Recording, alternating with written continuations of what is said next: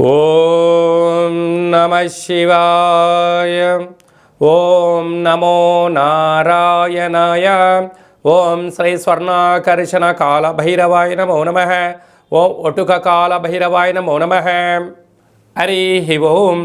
మా ఛానల్కి స్వాగతం. చూస్తున్న వీక్షకులకు, ప్రేక్షకులకు, ప్రియ కాళభైరవ భగవద్బంధులకి స్వాగతం పలుకుతూ మమ్మల్ని ఎంతగానో ఆదరిస్తూ ఉండబడిన ప్రియ సోదరి మనులకు అందరికీ కూడా ముక్కోటి ఏకాదశి పండగ శుభాకాంక్షలు. సనాతన ధర్మ వీక్షకులకు, సంరక్షకులకు అందరిపైన దత్తాత్రేయ స్వామి యొక్క ఆశీస్సులు ఉండాలని కోరుకుందాం. అలాగనే మార్గశీర్ష మాసం అనగానే శ్రీ వళ్ళీ దేవసేన సుబ్రహ్మణ్యేశ్వర స్వామి యొక్క జయంతి, కాళభైరవ జయంతి, దత్తాత్రేయ జయంతి సందర్భంగా మనమందరము ఎలాంటి విధి విధానాలు పాటించాలో సవివరంగా సంపూర్ణంగా తెలుసుకుందాం. సింహరాశి వారు ఈ కాళభైరవ జయంతి సందర్భంగా ఎలాంటి విధి విధానాలు పాటించాలో ఈ వీడియోలో సవివరంగా సంపూర్ణంగా తెలుసుకుందాం. సింహరాశిలో ఏ నక్షత్రాలు వస్తాయనగా మఖా నక్షత్రంలోని 4 పాదాలు, పుబ్బా నక్షత్రంలో 4 పాదాలు, ఉత్తరా నక్షత్రంలోని 1 పాదం కలిపితే సింహరాశి అవ్వడం జరుగుతుంది. చాలామందికి పుట్టినటువంటి కాల సమయంలో డేట్ ఆఫ్ బర్త్లో లేనటువంటి ఏకైక కారణం చేత పేరు యొక్క మొదటి అక్షరాన్ని అనుసరిస్తూ ఆ రాశిని తెలుసుకునే ప్రయత్నం అవుతుంది. అవి ఏ అక్షరం ఒకసారి పరిశీలన చేద్దాం. మా, మీ, ము, మే, మో, టా, టి, టు, టే అక్షరాల వదనం సింహరాశి జాతకులే. సింహరాశి యొక్క అధిపతి రవి.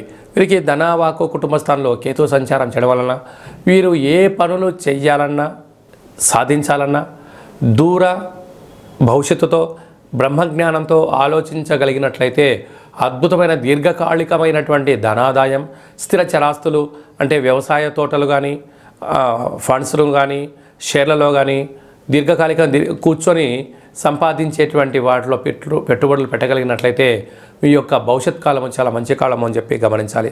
తృతీయంలో శుక్రుడు స్వక్షత్రకారకుడు అవ్వడం వలన తల్లిదండ్రులతో, అన్నదమ్ములతో, అక్కాచెల్లెలతో మానవ సంబంధాలుగా ఉండే ప్రయత్నం చేయండి. ఆర్థిక సంబంధాలుగా మార్చగలిగినట్లయితే వారు వాహనాలు, బంగారు ఆభరణాలు ఇచ్చిపుచ్చుకునే వ్యవహారంలో స్వల్పమైనటువంటి బహుమతుల కన్నా ఖర్చులు పెరిగే పరిస్థితి చాలా అధికంగా ఉంటుంది, గమనించాలి.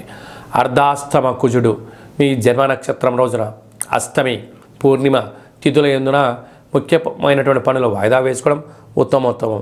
సంతాన స్థానంలో బుధాదిత్య రాజయోగం ఉండడం వలన నూతనంగా వివాహమైన వారికి సంతాన యోగం, పిల్లల యొక్క చదువులు, పిల్లల యొక్క అభివృద్ధి, పిల్లలకు సంబంధించినటువంటి ఏర్పాట్లు చేయడంలో అద్భుతమైన విజయం మీ సొంతం కాబోతుంది. పిల్లలు జీవితంలో స్థిరపరచాలని మీ కోరిక చిరకాల కోరిక నెరవేరబోతుందని చెప్పి గమనించాలి. సప్తమంలో శనిచర స్వామివారు స్వక్షేత్రకంగా ఉండడం వలన నూతనమైన గృహాలు, భవనాలు, క్రయ విక్రయాలు యోగదాయకం. ప్రేమికులకు మంచి కాలం. నూతనమైనటువంటి ఏదైనా పనులు ప్రారంభించాలనుకున్న వారికి బ్యాంకుల నుంచి కానీ, ప్రైవేట్ ఫైనాన్స్ నుంచి డబ్బులు అందుతూ అద్భుతమైన విజయానికి మీ సొంతం కాబోతుంది. అష్టమంలో రాహు సంచార స్థితి ఉండడం వల్ల దయచేసి అప్పులు ఇవ్వద్దు, అప్పులు తెచ్చుకోవద్దు. ఈ రెండింటి వలన రాబోయే కాలంలో ప్రమాదం పొంచి ఉంది, తస్మాత్ జాగ్రత్త.